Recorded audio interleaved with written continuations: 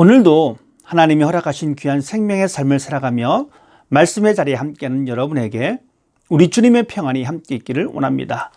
오늘 우리가 함께 볼 말씀은 누가복음 18장 31절에서 43절까지의 말씀입니다. 하나님의 말씀 함께 보겠습니다. 예수께서 12제자를 데리시고 이르시되 보라, 우리가 예루살렘으로 올라가노니 선지자들을 통하여 기록된 모든 것이 인자에게 응하리라.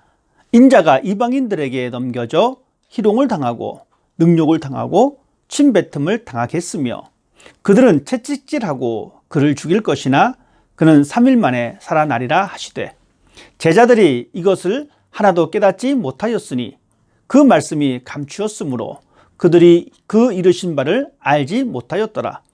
여리고에 가까이 가셨을 때에 한 맹인이 길가에 앉아 구걸하다가 무리가 지나감을 듣고 이 무슨 일이냐고 물은데 그들이 나사렛 예수께서 지나가신다 하니 맹인이 외쳐 이르되 다윗의 자손 예수여, 나를 불쌍히 여기소서 하거늘 앞서가는 자들이 그를 꾸짖어 잠잠하라 하되 그가 더욱 크게 소리질러 다윗의 자손이여, 나를 불쌍히 여기소서 하는지라.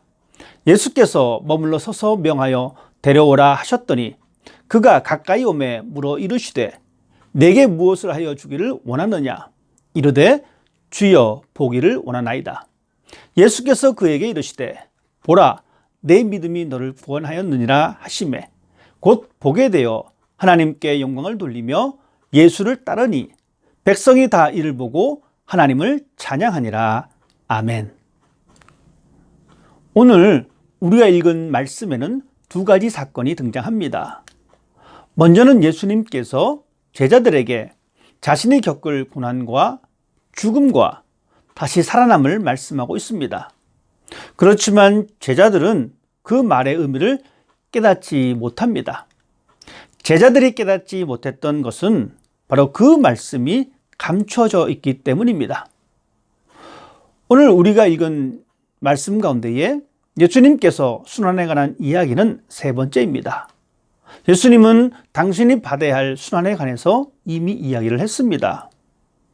그럼에도 불구하고 제자들은 그 말의 진정한 의미를 깨닫지 못합니다. 왜 제자들이 그 말씀을 깨닫지 못했을까요? 어쩌면 제자들은 그 말을 사실이 아닌 어떤 상징으로 생각했는지도 모릅니다. 아니면 자신들이 꿈꿔왔던 위대한 힘을 가진 왕을 기대했기 때문에 예수님의 말씀을 상상조차 하지 않았을지도 모릅니다.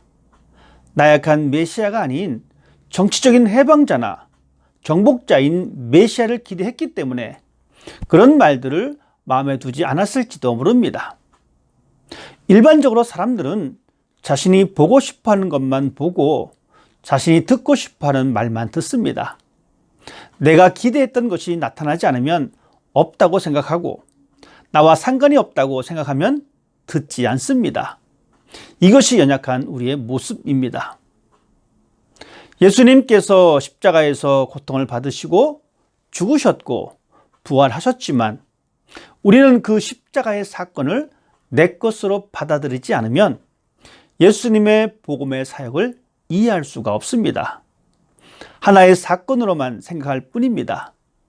그런 사람에게는 십자가의 죽음과 부활의 영광은 다른 세상에 이릅니다. 왜냐하면 오늘의 말씀처럼 감추어져 있기 때문입니다. 누구나 볼 수 있지만 아무나 그 영광에 참여할 수 있는 것이 아닙니다. 오직 그것은 찾는 자의 열매이며 성령님이 우리에게 알려주실 때 우리는 비로소 십자가의 희생과 부활의 진정한 의미를 알 수가 있습니다. 감추어진 복음의 기쁨을 발견할 수 있는 신앙인이 되기를 원합니다. 우리 모두가 성경의 진리를 깨닫는 사람이 되기를 원합니다. 그래야만 예수님의 희생으로 인해 감사하는 사람이 될 수 있으며 예수님의 부활로 인해 영원한 생명을 가슴에 품고 살아갈 수가 있습니다. 하나님은 감추어진 것을 꼭꼭 숨겨두시는 분이 아니십니다. 우리가 찾을 수 있도록 언제나 우리 옆에 두고 있습니다. 오늘도 믿음으로 감춰진 복음을 발견하는 기쁨이 여러분 가운데 있기를 원합니다. 이어서 또 다른 장면을 만나게 됩니다.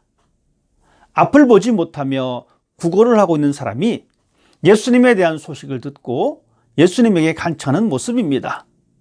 주변 사람에 의해서 방해를 받았지만 굴하지 않고 소리를 높여 간구합니다. 예수님께서 다가오셨고 그의 믿음을 칭찬하셨고 그 사람의 소원대로 볼 수 있게 해주셨습니다. 그리고 그 사람은 하나님께 영광을 돌리고 예수님을 따라갔습니다.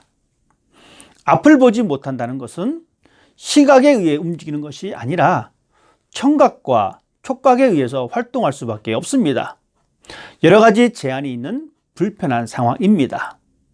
그럼에도 불구하고 이 사람은 예수께서 분명히 자신을 치료해 줄 수 있는 분이라는 확신을 가지고 있었습니다. 그렇기 때문에 제한적인 상황임에도 불구하고 예수님을 향해 다윗의 자손이여 나를 불쌍히 여기소서 라고 간청하였습니다. 선지자나 선생으로 부른 것이 아니라 다윗의 자손이라고 불렀습니다. 이 말의 의미는 당신은 메시아입니다 라는 것입니다. 당신은 구원자입니다 라는 고백입니다.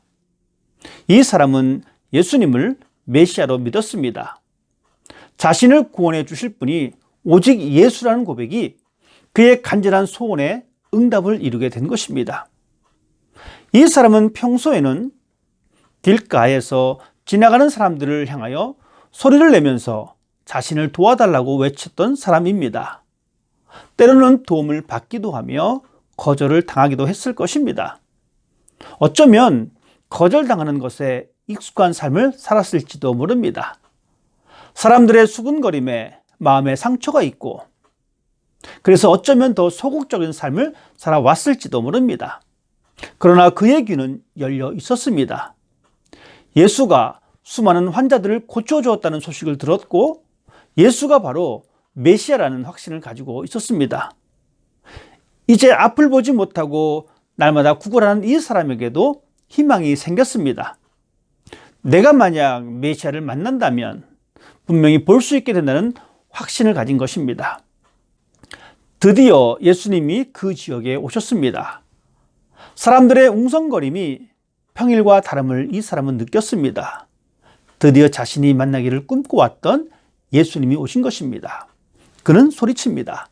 다윗의 자손 예수여, 나를 불쌍히 여겨 주십시오. 주변의 사람들이 구걸하는 이 사람을 제지합니다. 자신들이 예수의 말씀을 들어야 하는데 그 소리가 방해가 되었나 봅니다. 시끄럽게 외치는 소리가 마음에 들지 않았습니다. 그럴수록 이 사람은 더욱 소리를 높여 자비를 베풀어 달라고 합니다. 드디어 예수님의 부름을 받게 되었습니다. 그리고 자신이 간절히 원했던 것, 사물을 볼 수 있는 은총을 얻었습니다. 이제 암흑의 세상에서 벗어나서 빛의 세상에서 살 수 있게 되었습니다. 이제 그의 삶은 어둠과 원망과 한탄의 삶이 아닌 빛의 세상으로 예수님을 따라가는 삶으로 하나님께 영광을 돌리는 삶으로 바뀌었습니다. 우리 모두는 예수님이 구원자이시며 우리의 모든 것을 해결해 주실 분이라는 사실을 믿습니다. 그래서 우리도 예수님 앞에 나와 간청을 합니다. 우리에게 하나님의 은혜가 필요하기 때문에 날마다 기도합니다. 나를 불쌍히 여기셔서 내 연약함을 채워달라고 기도합니다. 그러나 가끔 우리의 기도를 방해하는 세력을 만나게 됩니다. 2000년 전 여리고에서 벌어진 사건처럼 예수님께 더 가까이 가려고 하는데 가지 못하게 하는 환경을 경험하기도 합니다. 그것이 무엇일까요? 나의 기도 생활을 방해하며 나의 믿음의 전진을 방해하는 것이 무엇일까요?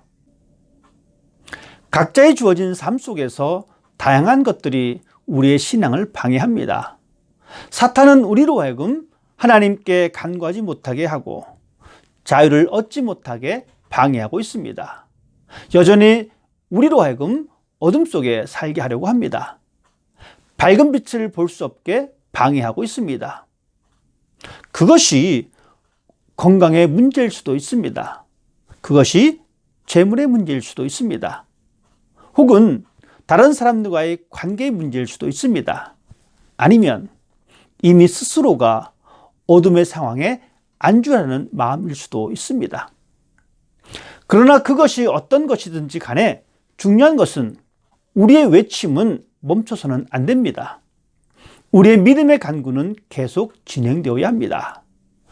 하나님이 우리의 인생의 주인이시며 우리의 모든 것을 해결해 주시는 분이라는 참된 믿음이 있다면 어떤 어려운 환경에서도 우리의 기도는, 우리의 간구는 멈춰서는 안 됩니다. 우리가 주님 앞으로 나가는 그 발걸음을 멈춰서는 안 됩니다. 왜냐하면 우리 주님은 우리의 간구의 소리에 귀를 기울이고 있기 때문입니다. 영적으로 어둠 속에서 헤매고 있는 우리들에게 다가오시고 우리가 진리를 볼 수 있도록 우리를 고쳐주십니다.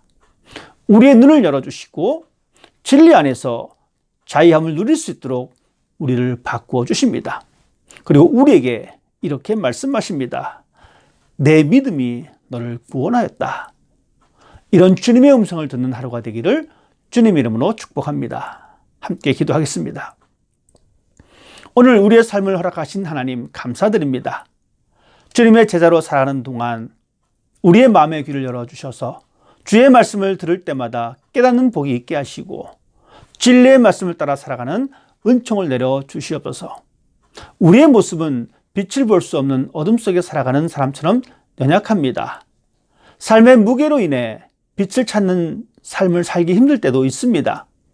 때로는 그 어두움에 익숙하여 빛을 찾으려고 하지 않기도 합니다.